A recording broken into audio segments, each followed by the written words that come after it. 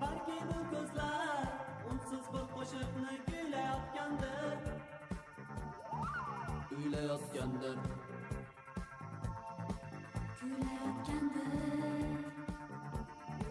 Kuylayotgandir. Sen qaydan bilasan? Balki keng olam shu mo'jaz qalbimga bo'ylayotgandir. Okay, hello grade 9s. Sorry about the delay. Internet was not being that cooperative, to say the least. Yeah, so sorry about the delay. Today we're going to be looking at our last lesson in ecology, and yeah, okay. So, just a quick hello. How is everybody doing?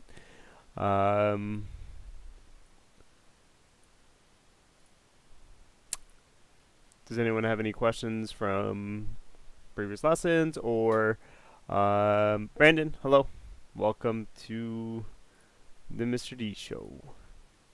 Huh. Okay. Cool. Matthew, hello. Doing good. Good to hear. Okay. Let's see here. Alright, let's get things started. First things first, I just want to, remind everybody, or maybe just talk about this a little bit, about your project for ecology. This is today's lesson. It's posted. But about the project, I know I said it's going to be a presentation. Originally, when I did this with my previous grade 9 class for semester 1, we had them come up and present, and it was pretty fun. You got to talk about your animal, some of the interesting, cool facts about it and things like that. But for this one, you don't have to present. You don't have to record yourself either. Just send me the, PowerPoint. So, this is the one I made. So this is all what I'm looking for. Something like this, where, you talk about the biome. Where does your organism live? How does it interact with other people? Answer the questions on the sheet. Put in some nice photos. One thing nice about nature and then ecology, there are always nice photos that exist for your animal. So quick reminder, if you haven't already, I know some people still haven't, please sign up for an animal. I think I made a nice list, in terms of really cool animals, but if you have something else in mind, let me know. Okay, let's get started with today. It's going to be a pretty short lesson, nothing too crazy. We're going to talk about two things that animals and plants do. Plants do both, and us animals, we only do one. Matthew, you finished? Good for you. If you finish, maybe I'll have a look at it later today, and I'll give you some feedback, in case you may want to touch up some stuff. Okay. So, energy in an ecosystem. Every ecosystem on Earth relies on our good old friend, the big yellow thing in the sky, or if you remember from astronomy, technically the white/green thing in the sky. The sun is the source of all energy in our ecosystem. It is the beginning. It was fun. Yeah, I'm glad you liked it. A lot of people liked the last semester too, just because I don't know, you get to pick a cool animal and either you learn about it or you already knew some stuff about it from before. Okay, so the sun is where all the energy all the energy from an ecosystem comes in. Why won't it let me use my pens? Give me a second here. Can I use my pens?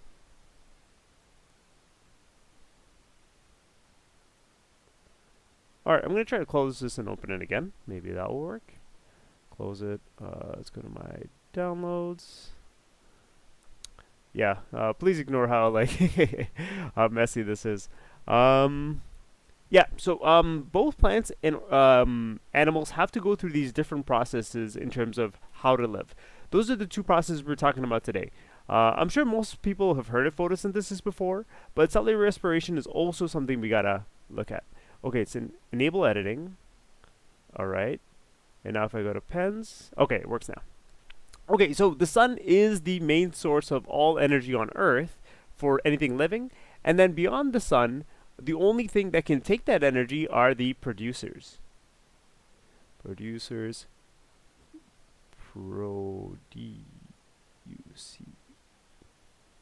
Yeah, producers. Okay, sorry, had a little brain fart there. Um, right, and the producers are the only ones who can capture the sunlight and turn it into energy for the rest of the ecosystems. So if you ask the question, where does all the energy from an ecosystem come from? Technically, both answers are fine, you know? If you say the sun is the original source of energy, yeah, that makes sense, right? In order for plants to get energy, it comes from the sun. But in order for it to get to the rest of the ecosystem, it has to go through the producers as well. So the rest of ecosystem. So in fact, plants are necessary in every single ecosystem. Now, there are some rare types of bacteria that, you know, use other things, but for 99% of the life on Earth, we need what's it called? We need producers in an ecosystem to provide for everybody else. Okay, so what do plants need to live? Turns out, for any plant, any regular plant, we need three things. We need carbon dioxide. So you may know of carbon dioxide as the thing that, you know, we release. So plants need carbon dioxide as number one. Number two, they also need light. So normally they get sunlight. But like, you know, if you have plants inside, you can still grow them using regular household lamps. But sunlight is probably the easiest thing. And the last thing they need is water. Now, technically, you might be saying, "Oh, Mr. D, don't they need soil and stuff like that?" Yeah, true. But some plants don't need soil; they just need water. Oh, sorry. But these, they can. Some plants can grow in water without soil. Some plants, they're a little bit different. But in order for photosynthesis, these are the three main things that plants need. Ali, how are you doing? Welcome. Okay, so what is photosynthesis? Number one. Photosynthesis is how plants, green plants anyway, make their own food. So the fancy name of, you know, because they're the producers, they're the only ones that can do this. They are the only ones that make their own foods. So they do this by changing light into sugar. And the fancy science name for sugar is called glucose. That's the official. It's the chemical name for sugar. So a plant can make its own food using photosynthesis. So imagine if we were able to do photosynthesis, all of us would be having to stand outside for like a couple of hours every day so that we would absorb the sunlight, and that would be like us eating food. So this is how plants eat food. Make their own food. I don't know. Probably make their own food. Photosynthesis is how plants collect food. Okay, so they collect the light, and then there's some chemical reactions that happen inside the plant that allows them to make sugar. And then the sugar is the food. So this is just like them making food for themselves. So if you want a fancy photo, this is the photo that matches up nicely in the notes if you're using that. So photosynthesis is the plant taking in. It takes in. Okay, whatever. Let's go with something like this. Something really thick. Okay, so on the left side, these are what is needed. For photosynthesis, we need light, we need carbon dioxide, and water. And then these are what are called the byproducts. The byproducts. Meaning what comes out. Now, the plant needs sugar for food, so it makes the sugar itself.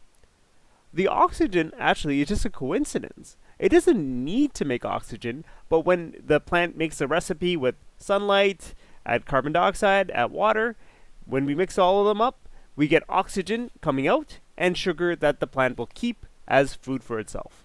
So it actually doesn't need to make oxygen, but it's pretty useful for everybody else that plants make oxygen. Okay, so if we had to make a chemical formula, this is what it would look like. If we add carbon dioxide, light, and water, a plant or a producer, producer will be able to convert all of this, sometimes called our reactants,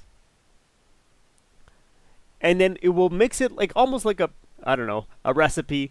It puts all the materials together, and because the plant has certain kind of things inside its body, inside the plant, chloroplast, it has different kind of vacuoles. It's able to convert all those ingredients to make food for itself, and then it releases some oxygen into the air. So it is able to make, these are called the products. So this is like the ingredients needed for a recipe. This is what comes out, the final product. So like the same way if you mix, I don't know, sugar, flour, butter, eggs, maybe some chocolate, cocoa powder, you can make a chocolate cake.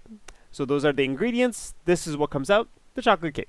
So yeah, that's it. So we have 3 things that are needed for photosynthesis: the carbon dioxide, the light, the water. And then we make oxygen and sugar as a byproduct. Okay, now what do plants need? What do animals need? Technically, both animals and plants do this. Let's read. So, the next thing we're going to talk about is what's called cellular respiration. Cellular respiration is a process by converting the sugar into energy. So, if you take anything away, cellular respiration is converting sugar to give us energy. And, well, as animals, we need to do this. And also plants need to do this. The plant, using photosynthesis, just makes the sugar. In order to do stuff, in order to grow, in order to make new leaves, in order to fix it, maybe like a damaged branch or something like that, it needs to use energy to do that. Making the sugar is good, the photosynthesis. Now we need to use that sugar and make energy. So making energy from sugar is called cellular respiration. And every every living thing, plants and animals, do cellular respiration. Everybody. Only plants can do photosynthesis, but everybody does cellular respiration. I'll repeat that one more time. Plants are the only ones that can do photosynthesis. Plants are the only ones that can make their own food. But every living thing must do cellular respiration to create energy out of the food. So, for a plant, they'll use photosynthesis, they'll make the sugar. For us humans, we will go out, eat food, and that is our sugar. Eventually, both of us, the plants and the animals, we have to create some energy out of the sugar. We do what is called cellular respiration.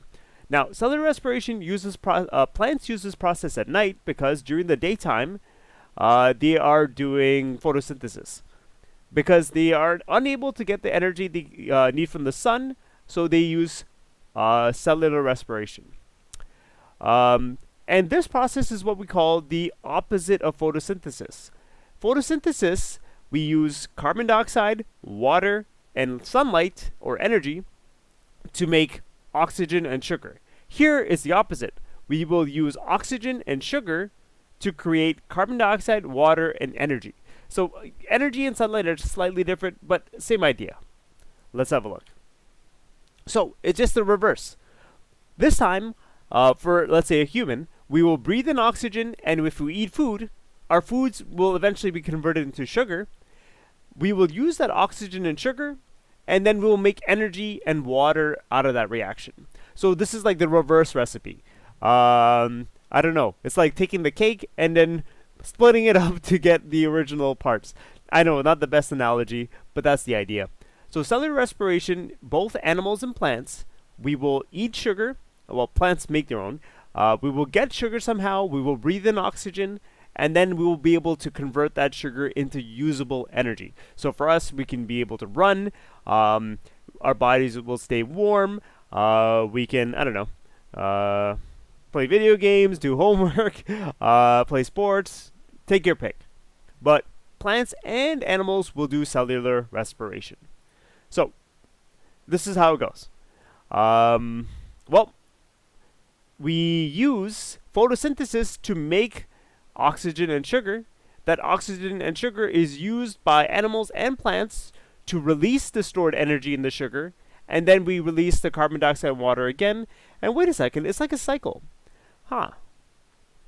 So both plants and animals rely on each other. We, obviously, humans and animals, we rely on the plants to create, well, two things. We need them to make the oxygen, and we also need them to make the carbon dioxide. And plants, they also need us, sort of, a little bit, to create that carbon dioxide. That's a little white lie. I'm going to talk about it in the next slide. So, could animals live without plants? No. We need the oxygen that they make. And plants are the only way we can get energy from sunlight. So, animals need plants to live. So, imagine on the world, if every single plant was removed, if every single plant died, all the animals on Earth would also die within, I don't know, pretty soon. We wouldn't be able to live long without plants. However, plants can live without animals. Now, they will grow a lot slower because they wouldn't have as much carbon dioxide in the air. Plants need that carbon dioxide. So even right now, when there's a lot of carbon dioxide in the atmosphere that's causing greenhouse gases, that means plants have an easier time growing. If we remove all the animals on Earth, the plants will still be able to grow because they also do cellular respiration. They also release carbon dioxide. However, their plant growth will stop. They'll still be able to survive, but they'll stop growing as fast. And with that, we are finished our ecology unit. I am going to save Thursday and Friday for days for you to work on your ecology unit project. And on Monday, we will start our electricity unit. If you have any questions, of course, please feel free to email me. That's it for today. Okay. Have a wonderful afternoon, everybody. Once again, if you have any questions, please send me an email. Send a message on our Google Classroom. All right, Matthew, have a good day. You stay safe, too. Okay. Cheers, everybody.